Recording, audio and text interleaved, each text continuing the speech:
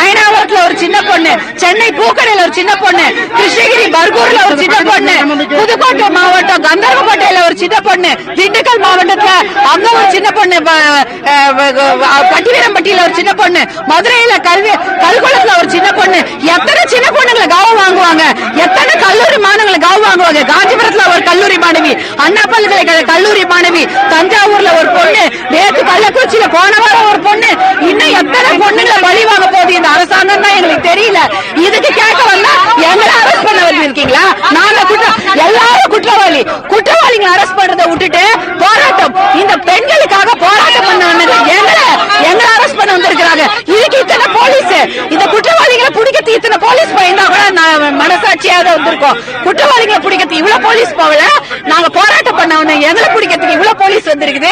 இது என்ன நீதி, என்ன நியாயம்? இதை நாங்க வன்மையா கண்டிக்கிறோம். இந்த பெண்களுக்கு பாதுகாப்பு வழங்காத அரசாங்கம் ஒரு அரசாங்கமா? 1000 ரூபாய் யாருக்கு வேணும்? என் பொண்ணுங்களுக்கு பாதுகாப்பு வேணும். 1000 ரூபாய் வேணுமா எங்களுக்கு? எங்க பொண்ணுங்களுக்கு பாதுகாப்பு கொடுங்க.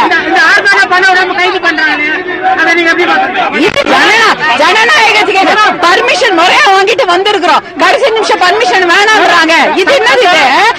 இப்ப இதுக்கு பேசாம எதுக்கு பேசுவாங்க? இதுக்கு பேச பெண்கள் பாதுகாப்புக்கு பேசாம வேற எதுக்கு பேசுவாங்க?